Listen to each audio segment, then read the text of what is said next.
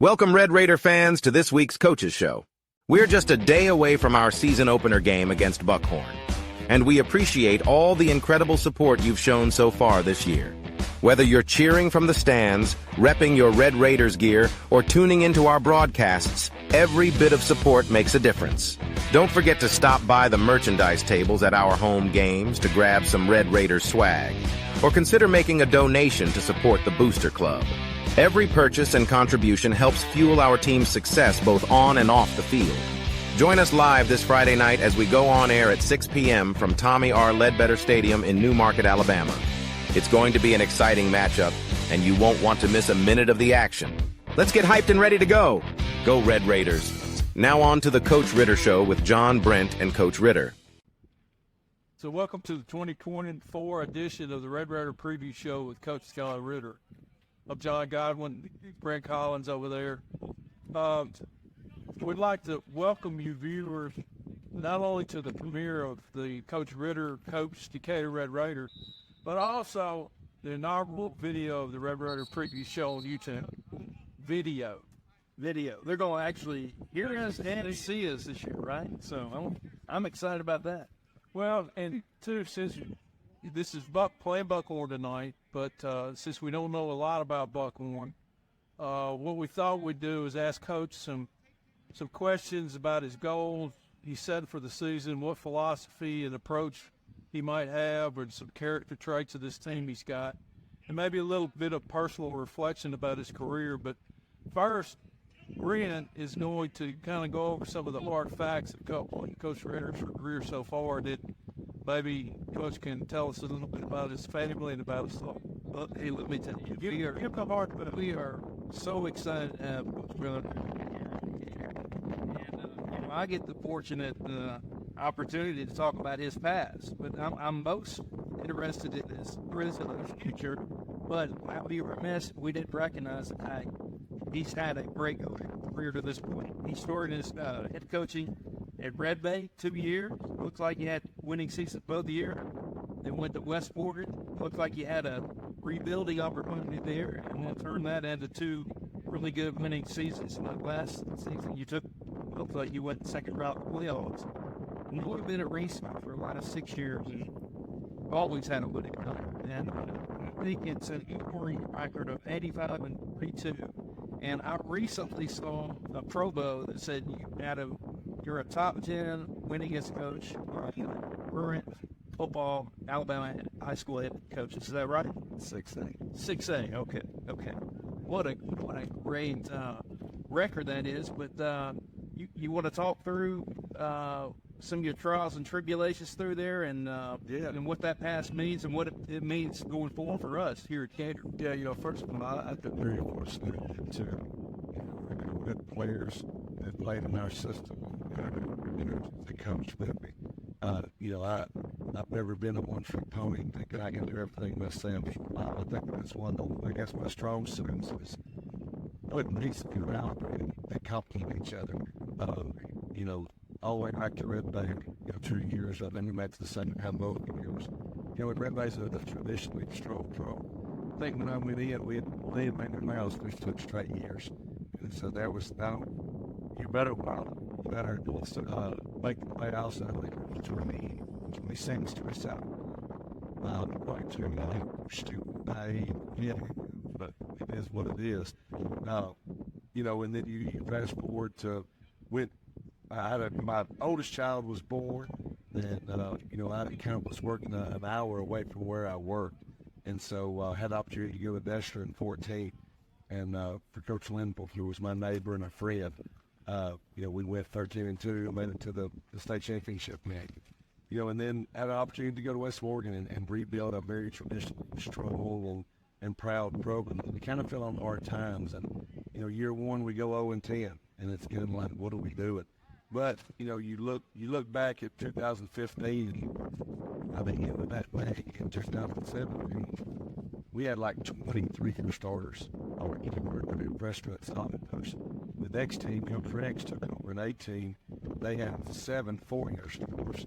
So it was one of those things where we knew year one we were going to struggle, but we were committed to build it right.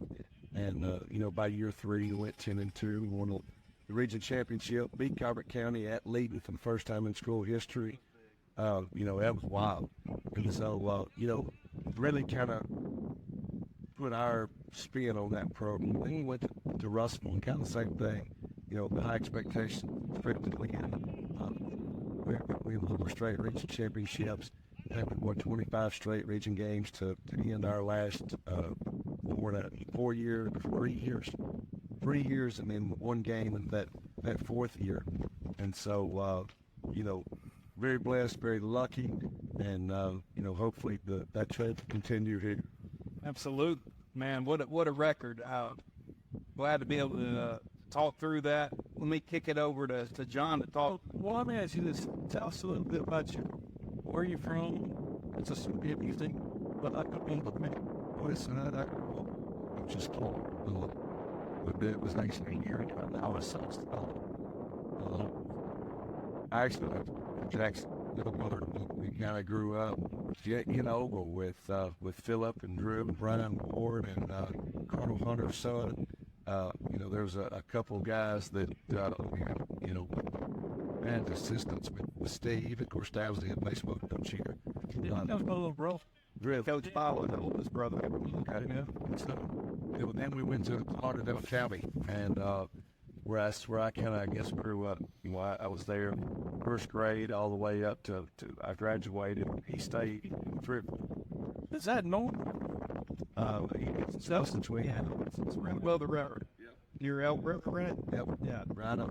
I think Ronnie's still. He does same house we set him in 1994. So, and actually 92. We did the whole thing here, all the fields that I grew up in. And so, I always tell people, I was here right after you left, and I played in 93 and 96, building Florida ball. I always tell Philip Rivers, everybody, I know Philip. So you did the creatures with them down there on the moon, boy. Yeah, that's a what's that hungry? Yeah, old stadium, huh? Absolutely. There used to be on one of these runs underneath the stadium, there was some high jump pads and something else. We get the rafters and jump off them rafters into them pads. I think if Steve and my dad and Carl knew what we were doing. Yeah, I think what is funny because Coach Ritter, who talk about it, he's the thread through all of us because he was my possession coach. Yeah, when he first connected to Decatur, and it was a young country. And see, and it's it could be seen. Let me ask you this, no. What are your primary goals for the season? And both on and off the field for these players. One thing that comes with age, I think, is wisdom. And a young John Ritter was all about winning, all about championships. And if you did play for a state championship, well, that's a successful year. The older I am, that's kind of asking. Because if that's the case, then there's going to be 7 successful programs out of every team in the state. And that's unrealistic. And really the last probably 6 to 7 years, we've really geared our program towards maximizing our ability. If we can set our program up in such a way that maximizes kids' ability, right? Rarely will we have quote unquote middle years because we're coming all whether they're the starting program or the 10th quarter, it doesn't matter. They're going to be coached the same. And if we can go out and maximize our ability, if our kids will play at a low level, if they'll do what they're supposed to do to be successful, then we have an opportunity to be successful. And that's really all you can ask for. What does success look like? Well, this year we've got 70 freshmen and sophomores. We got 16 seniors. What does success for this team look like? I don't know. We're going to figure it out, over the next couple of weeks. A lot of it depends on your competition, too. Yeah, competition. I think the biggest thing for me is if we have the ability to be 7-3 and make the playoffs, let's go be 8-2 and make the playoffs. Let's don't be 6-4. Let's don't be 5-5. And on the flip side of that, if our ability is 4-6, 3-7, let's go be 5-5. But judging everything on championships is kind of that's changed for me. I want our kids to have a great experience. the 4 years, the 3 years, the 2 years, or the 1 year that they play in our program, and it be something that they talk about for the rest of their life. Brent, you got Well, and to add to that, I mean, we talked about this a little bit yesterday, but Decatur's always been a program that always had a great head coach, always had good assistants, and always prepared these kids to win, maybe when they don't win on paper. So that's what I'm looking forward to this year, how you guys prepare the guys. One thing I will say to you, and what I have seen, I love it. You and your family have completely entrenched yourself in our community, and I think that's so important. And I know you went through a little renovation this year, working double time up here, putting the game plans together and building your staff. But at nighttime, you were doing. I was running a contractor business. It was a rough May and June, or really April and May, trying to be the football coach.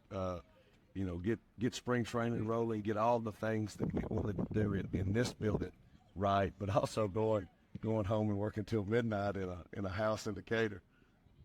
Yeah. Well, I know that was hard. That's I'm in that line of work, and I get to do it during the day. So It was thankfully I can relax at night. But so let's talk about your coaching philosophy, really, and how you plan to implement that here at Decatur. Yeah, I'm very old school, new school. I still believe that you got to block, you got to tackle, and you got to play full speed. And if you do that, then you're going to give yourself an opportunity to be successful. That's the one thing that I think some of the younger coaches are missing out on is the tackling and the being physical part. Kids nowadays don't like to get hit. So, okay, that's fine. Go be the guy that hits somebody. And, I think that our teams over the years at Russell, we were not always the most talented. And we had talented players, don't get me wrong. Last year Cam Fennessy is one of the best backs that I've coached. But we surrounded him with a lot of guys that just did what they were supposed to do, and they played hard and they were rough. And, doing things the right way, showing great attention to detail, are all things that are not only synonymous with my program, I think they're synonymous with in Decatur. That's what Decatur's been known for is, on paper they may not look like they should be very good, and they always are because those guys do what they're coached to do. They play at a high level. They just do what it takes to be successful. And, that's what we've done for the last 12 years of me being a head coach is just find a way to be successful no matter what you're doing. That's right. you got the next. I got the next one. Okay. You got the next. Well, leadership, what chord does it strike with me? I mean, I want guys that come to work, that graduate, workforce development, that know how to be leaders. And I, as being a former player, I mean, I think a lot of my leadership qualities came out of this program. Is that where your mind and focus is? I mean, I know you said in the beginning it's not all about wins and losses, but how are you building leaders on this team, and what is your expectation of that leader? And that's something that's changed too. I think we've always had core values that everybody said. You preach leadership and you try to model leadership to an extent. One thing that I like that we really haven't got into it yet, but we will is, we're going to tell them what a leader is, and we're going to show them what are some tangible actions of a leader. What is a tangible action of holding somebody accountable? Because that's really what separates a 7-4 team to a 5-5 team is, are your players the leaders? And any kind of coach-driven team is only going to go this far. A player-driven team is going to go this far, plus about 5 miles. And, that's one thing that we talk about. We talk about doing what you're supposed to do, but part of that is showing up on time, is being accountable for your actions, holding other people to a certain standard of excellence. I mean, not just a standard of excellence. And, we give them real life examples. If you won't show up on time here and do what you're asked to do, how you going to function at 2:80? How you going to function at 3 games? Things are going to get hard. Football is the greatest representation of life because you're going to get hit in the throat. How you going to respond? being a daddy's hard. Well, it's not always easy. If every time it got hard, I quit. First of all, I'd quit about day 2. It never has been easy. But what kind of man am I walking down on my family? And same thing, we preach doing what it takes for your team to be successful. For me, walk out of the team, walk out of the job. Everything that you learned, that I learned, playing for my dad, just carried over in my boy here. So, And we talked yesterday about the culture. I mean, that doesn't happen overnight. Now, Decatur's always had a good culture, but toward in the last couple of years, I mean, we wavered a little bit in our thoughts of can we win and do we have that mindset? And I know that you're committed to returning that mindset. yeah, absolutely. And that's a great point. The culture of a program, Decatur's went through 3 head coaches in 3 years, So anytime change happens, kids don't adapt to change very well. I'll be honest with you, I'm 40 years old. I don't like change. The same thing we do on today, we're going to do 10 weeks from now on Monday. Our Tuesday schedule doesn't change. So that culture of what Decatur football has always been known for, that's not going to be hard to restore because it's, we just got to pull it out. And part of building a culture is consistency. You guys have come and watched us practice. If you come watch us 4 weeks from now, the Monday's going to look just like it did this morning. The Tuesday's going to look just like it did tomorrow. And it's that constant.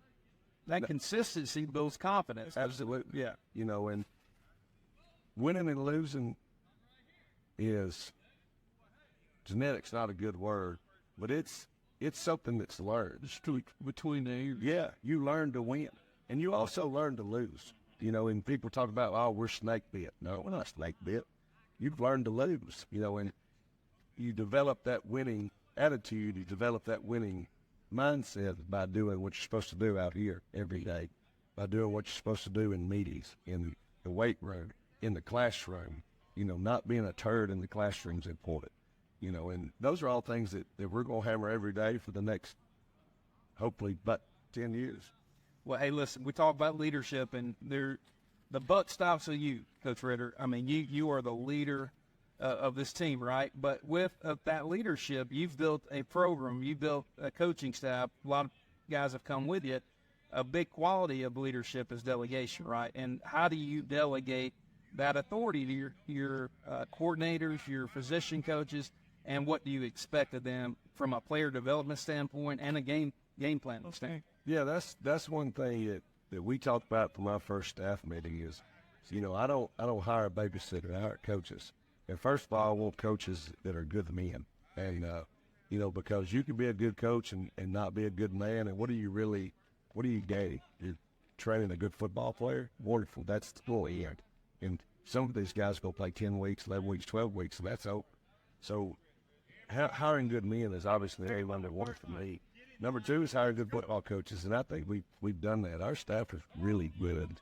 From the first meeting, we empower those coaches. Hey, this is your position. You're the head coach of your position. Obviously we hire a defense coordinator and an offense coordinator that are over those position coaches, and then I'm over all of them. But, I want our guys to coach. I want them to hold their guys accountable. I want them to get after their position, get after their side of the ball. But at the end of the day, let's don't be hypocrites. Let's don't talk about being on time and then be late. Let's don't talk about playing hard and then not picking up the bags when the practice is over. So, I want guys that are leaders on and off the field. And, man, we've got a great staff. I'm so fired up. I've said it every year because I'm really meant it. We had a great staff at Westfield the last 6 years, and it seemed like it got better every year. And this staff blows that staff away. And that's not saying that as a jab at those guys. I just really think that we got a good group of people that are going to fit well together and do what it takes for us to be successful. One of those assistant coaches is your dad, Ronnie Ritter, who was here. We talked about that. What do you get to delegate to him? Yes, sir. No, sir. He's been in the box the last couple of years, and we think alike. Now he still wants me to run the belly and run some things that we did at Lauderdale County for 16 years. But, our offense, while it's not exactly like he wants it to be, it's still close enough where he gives some input. But, more than anything, I mean, he's been around for 44 years now of coaching and being around kids. He's at Decatur, so he knows this community. He knows, what makes this place work because he was here during the successful time. But at the end of the day, he's a Hall of Famer. I bounce all my ideas off him. What do you think about this? What do you think about that? And he's in a good position because if I'm ever doing something that's not very productive, he'll say, hey, well, that's a waste of time. We should be doing this way. A lot of times, absolutely. Well, and I tell you, I'll add this too. And it was a special moment about a month into your tenure here. We talked about the barge board and something special for these guys, seniors in particular. But one thing that's really cool about doing that for you when you got here is you got to bring your dad. He got to bring some of his assistant coaches, some head coaches, former head coaches, and just to build the camaraderie around that and really build what you get to represent. You get to walk on at the D and represent it. So that was a real neat moment, and I appreciate you being a medal. Yeah, Coach Lawler is the guy that I've known, since I was born. I mean, Stacy and his girlfriend at the time, my babysitter, and so, to have Coach Lawler come back, who's a guy that I've been in constant contact with because, his ties were West Morgan when I was there. And then Coach Ward and Coach Adcock, and, Coach Rivers came by and let me know that he wasn't going to be able to come. And, to have... I think Joan had planned something for me tonight. Yeah, I think she trumped the bar spotted. But, to have all those legacies of Decatur still be willing to come back on a Thursday night. And, man, that was awesome. Mm-hmm. And it really kind of... You don't get any more Friday night lights than that. That was unbelievable. Well, Coach, that kind of segues into, really answers a good bit of the next question about really what inspired you to pursue coaching and who are some of the coaches or the mentors. You talked about Coach Law, you've talked about your dad, Coach Rivers. Anybody else that you can, that's been influential on your career? Yeah, I mean, going into coaching is the only thing I ever knew. And I'll tell you a funny story. So I go to UNA, and I was playing for Coach Hudspeth, and it gets to be about Tuesday, the second week of school. And at that time, I was in a pre-engineering major, and I'm sitting in a engineering class, and as a freshman, and I started asking the people in the building, I'm like, hey, y'all going to the game on Saturday? And about three of them said, what game? And I thought, I'm in the wrong class. This ain't it for me. I went and talked to my counselor, and I dropped it immediately. And no regrets? No regrets, none whatsoever. Maybe money-wise. Yeah. I called Dad and said, I don't know what I'm doing. I'm gonna coach. Like, that's what I want to do. I saw the impact that he made, the impact that, guys like L.A. Creasy made and Cody Gross made. You talked about mentors. I've been very blessed to have the opportunity to not only work with and work for some really good coaches, but then other coaches just kind of took me under their wings. And, one thing about, I guess what I learned from Dad is he always had people showing up, and he always took the time to work with them. He always took the time to talk with them. And then he would go and talk to guys. And so, you talk about Coach Hopkins, he hired me at West Morgan. He was a very successful coach that has poured into me leadership abilities. Coach Creasy, Coach Gross. I was 21 years old, my very first job, coaching wide receivers at Athens. And probably shouldn't have been coaching them, but Coach Creasy, believed in me. Coach Gross believed in me, and they put me to work. And, then throughout the years, maybe 10 years ago, Coach Adcock, being involved with the Coaches Association, being put on that board, being put on the Alabama-Mississippi board, Coach Adcock, just kind of took me under his wing, and we would always talk about the clinic and say, Coach Adcock, yeah, you get it away from me, we told him. Coach Godsey at Madison, get him. List goes on. I'm afraid Coach Banks thought, what's what goes? It's in my true first job as a teacher and a coach. But the list is very long and very in-depth. They just got important. There's lots of threads between all of those guys. Absolutely. That have come through here. Yeah, a lot of them come from Yeah. All right, last question. As we sit in front of these flags of these ex-coaches here at Decatur, what legacy do you hope to leave in Decatur High School? What as a coach and as a mentor to these kids that are coming up here? You know, as a coach, I think it's going to be like it always has been, and that's leave it better than I found it. You know, whether that be with facility upgrades, whether that be with, you know, keeping the whatever traditions going that have been important, you know, giving the kids an opportunity to be successful at the next level, whether that's next level playing college sports or that's next level as a job, you know, and then the mentor piece, that's an easiest, you know. I'm okay with guys not liking me right now because what I found is the harder I push them, the tougher they get.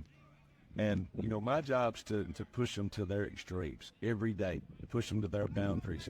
Because what I found is over the years, we have guys come back, you know, I didn't think you were right, but she didn't like you too much, but I understand now why. And, you know, the why piece is hard to understand as a teacher. Sometimes I say it to me, especially now in technology. Defense workers, oh, man, I have all I see is proud. You know, the growing men piece is what's becoming harder and harder. And, you know, as long as they come back a year or two, the time they graduate, and say, hey, you did right, I'm okay with that. You know, that's what's important to me is building men, character, and guts, and grit, and all the things that separates true men from poses. Coach, we are extremely grateful, extremely glad that you're here. And, you know, I know that I can talk for all the radio, video broadcasting, anything that we can do to help you be successful, we're right there with you. And along with all these other people that are watching this right now, I know that there's a lot of people that are thrilled that Decatur High School is going back, getting back on track to where we've been before. And we really appreciate that. Yeah, it's going to take some time. I mean, just Rome wasn't built in a day, and it wasn't destroyed in a day. It starts tonight against Buck. It does start Here and beat the Bucks. So, but one thing that you said I would like to touch on, you know, it's a family investment for me. You know, my wife Lauren teaches at Eastwood, Walter Jackson. I've got a kindergartner at Eastwood. I've got a fourth grader at Walter Jackson. And it's, at any given day, especially in the afternoons, they're here. And that's what it's always been about for me is family. And having my family here, having the coach's family, you know, on Friday nights come in after games. And, you know, that's what makes this special. You know, and I remember growing up in the field house. You know, and I remember Friday nights more than I remember any day as a kid. Not playing, being 8 years old, going in that field house after the game. There is nothing better than Friday night lights, and we are going to restore those lights here in Decatur. Absolutely. You, Coach Ritter. And you know what it is? It's a great day to be a Decatur Red Rider. I know that. We're getting ready for kickoff. We'll go back up to the booth and get ready for kickoff. Awesome. Thank you.